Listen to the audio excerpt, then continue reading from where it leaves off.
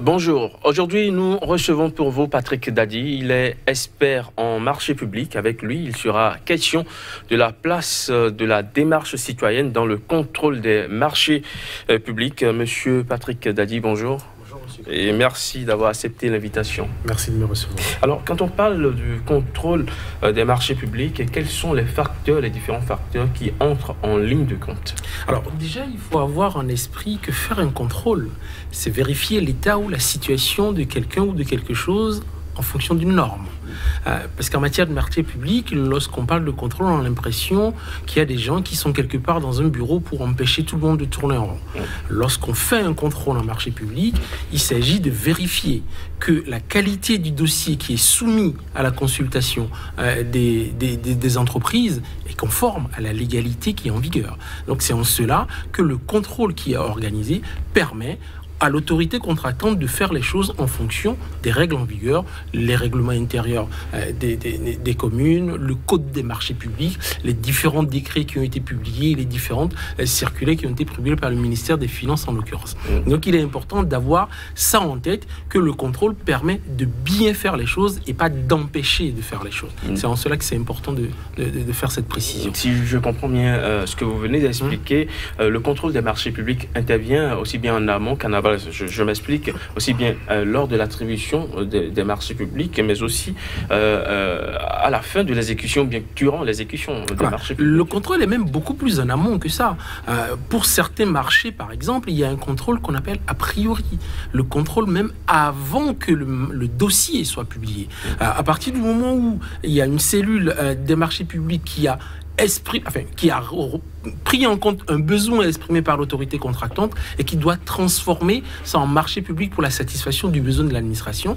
Il faut que, dans le code des marchés publics au Bénin, que la Direction nationale du contrôle des marchés publics contrôle le dossier de consultation entreprise avant même la publication, la manifestation d'intérêt à soumissionner pour ce marché.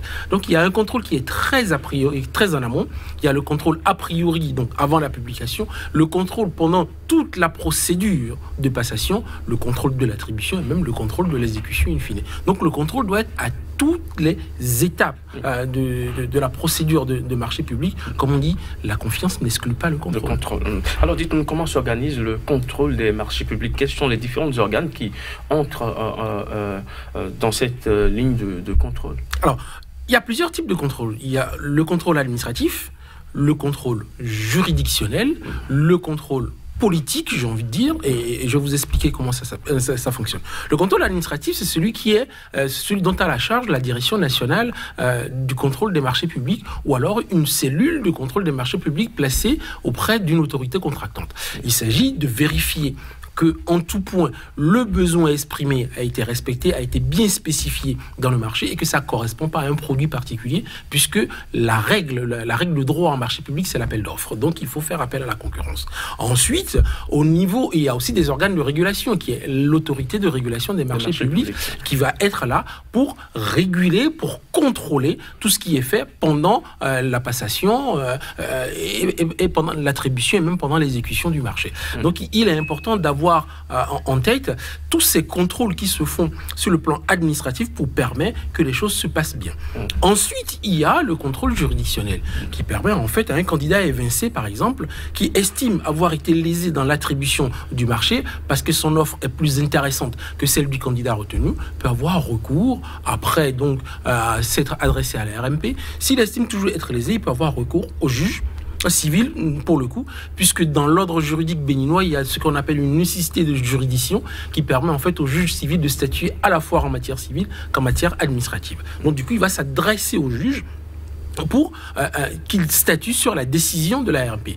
Ensuite, il peut aussi s'adresser à la chambre administrative de la Cour suprême, qui va permettre de faire un pouvoir en cassation par rapport à la décision du juge de fond qui a statué sur le dossier. Donc, comme vous voyez, il y a plusieurs organes qui organisent, qui s'occupent de ce contrôle à la fois administratif, de régulation et juridictionnel. Mais il y a aussi le contrôle politique. Parce que les députés à l'Assemblée nationale ont un certain nombre de pouvoirs.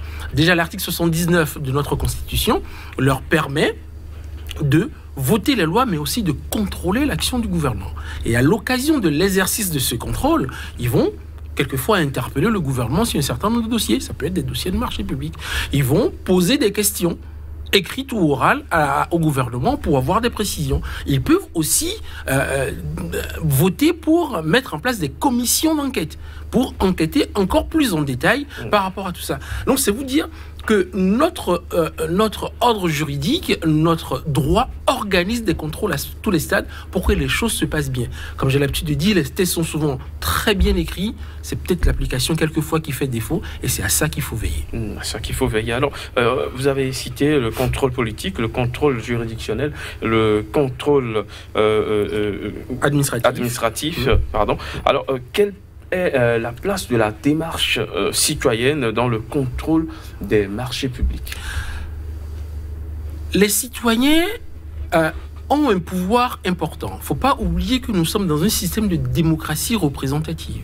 Ça veut dire que le citoyen, en votant, donne mandat à des représentants pour exercer le pouvoir à sa place. Mais ça ne veut pas dire qu'ils n'ont pas le droit de poser des questions. Clairement, parmi tous les contrôles que je vous ai cités, à aucun moment on parle de contrôle citoyen. Mais ça ne veut pas dire que le citoyen ne peut pas avoir recours à son député pour dire « Je suis au courant de tel type d'information, est-ce que vous pouvez faire votre travail de par les pouvoirs que vous donne la Constitution je suis au courant de telle malversation », il peut alerter son maire. Un administré peut alerter l'autorité comptable pour dire « Votre cellule d'attribution des marchés publics n'a pas bien son travail parce qu'on est au courant de telle information ».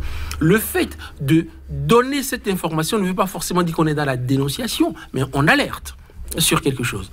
On alerte l'autorité contractante. On peut même avoir recours aux organisations de la société civile pour porter le message des citoyens lorsqu'ils sont au courant de quelque chose. Même les soumissionnaires, s'ils ne se font pas entendre sur le plan administratif et sur le plan juridictionnel, peuvent saisir des organisations de la société civile pour porter ce message. Le but n'est pas forcément de faire dans la dénonciation, de faire dans la mauvaise foi, mais de s'arranger pour que ceux qui sont en charge des marchés publics aient cette épée positive de Damoclès sur la tête pour que les choses se passent bien en fonction des normes qui sont en vigueur. Alors, au-delà des députés que vous avez cités, des maires que vous avez cités, les élus locaux, de quels outils ou de quels moyens disposent les citoyens, le citoyen lambda, pour contrôler les marchés publics? Alors, le citoyen lambda n'a pas véritablement de moyens directs. Ce que je vous ai dit tout à l'heure, c'est plutôt des moyens indirects, puisqu'il va devoir avoir recours à son député. Soit dit en passant, le député, lorsqu'il est élu, il est peut-être élu dans une circonscription, mais il est le député de la nation. Ça veut dire qu'un député qui est élu à Cotonou peut bien s'occuper des affaires qui se passent à Karimama ou à Parakou ou à Ndali. Donc, n'importe quel citoyen de n'importe quelle contrée peut s'adresser à n'importe quel député logiquement, même si la logique des circonscriptions font que les députés s'occupent plus des affaires de leur circonscription qu'autre chose. Donc, pour revenir à votre question précisément, le citoyen n'a pas de moyens directs pour influer sur le contrôle des marchés publics. Par contre, le citoyen est d'abord quelqu'un qui s'intéresse aux affaires de son administration. C'est quelqu'un qui s'intéresse aux affaires de là où il vit. Donc, en se tenant au courant de comment les choses se passent, en étant observateur pendant les conseils municipaux, parce qu'il a le droit, en ayant des relais dans l'administration pour s'informer sur la démarche de passation de marché public, peut, s'il est un peu averti sur ces questions-là, alerter soit les organisations de la société civile, soit le député, soit même l'autorité de régulation des marchés publics pour dire « il se pourrait que, par rapport à tel dossier, les choses ne se soient pas forcément bien passées » et c'est à ces gens-là qui sont dépositaires d'un réel pouvoir de contrôle de prendre le relais. Donc, le citoyen doit être dans une démarche de relais d'information par rapport à ceux qui sont véritablement dépositaires de ce pouvoir de contrôle. Donc, le citoyen a un pouvoir indirect de contrôle sur les marchés publics.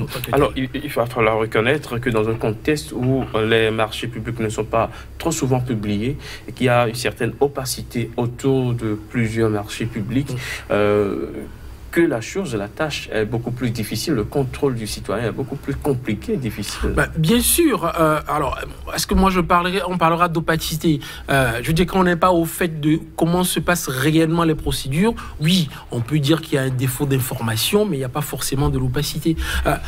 Une chose est sûre, Moi, je dis, lorsqu'un gouvernement décide d'avoir recours à une procédure, il faut être sûr que cette procédure, elle est légale. Maintenant, l'opportunité d'avoir recours à la procédure, ça, c'est autre chose. Maintenant, que les députés fassent leur travail, que les députés interpellent le gouvernement comme leur confère l'article 71 de notre Constitution, que les députés questionnent le gouvernement, posent des questions écrites ou orales pour avoir des réponses claires et nettes. Et s'ils ne sont pas satisfaits, qu'ils créent des commissions d'enquête pour aller plus loin. Donc, nos députés qu'on a élus à l'Assemblée nationale sont dépositaires d'un certain pouvoir. On peut les solliciter de diverses manières pour qu'ils soient nos représentants, comme ils le sont déjà par la loi, qu'ils soient notre porte-voix dans ce contrôle dont ils ont le pouvoir. Alors, les organes, selon vous, experts en marché public, les organes dont dispose l'armada juridique et politique béninois, constituent-ils des garanties pour un bon contrôle des marchés publics? Absolument, bien sûr. Ça constitue une garantie dans les tests. Soyons clairs. Les tests organisent quelque chose de précis qui permet en fait un contrôle à toutes les étapes de la procédure. Maintenant, est-ce que dans les faits, c'est ce qu'on remarque? Quand je vois un peu les affiches de Social Watch Bénin actuellement dans la ville de Cotonou, qui veut que les citoyens qu'il y ait un vrai contrôle, une vraie publication des contrats, des marchés publics, ça veut forcément dire qu'ils ont constaté qu'il y a un défaut d'information en soi. Il faut peut-être laisser le temps au gouvernement de rectifier, de prendre en compte le message que lancent les organisations de la société civile et de rectifier le tir. Personne n'est parfait. Dans aucun pays, la logique de contrôle des marchés publics ou même la logique de gestion des marchés publics est complètement parfaite. C'est justement parce que les citoyens vont entrer dans ce rôle d'alerte, dans ce rôle de lanceur d'alerte, dans ce rôle de contrôle indirect, dans ce rôle de faire réagir les députés, de faire réagir ceux qui sont dépositaires du vrai pouvoir de contrôle des marchés publics, que les citoyens se sentiront vraiment impliqués dans la démarche. Patrick Dadi, merci d'être passé sur le plateau de l'invité de l'Écho. Merci de m'avoir reçu. Mesdames, Messieurs, ce sera tout pour ce numéro de l'invité de l'Écho. Merci de l'avoir suivi. Surtout, restez avec nous. L'information revient sur Sika.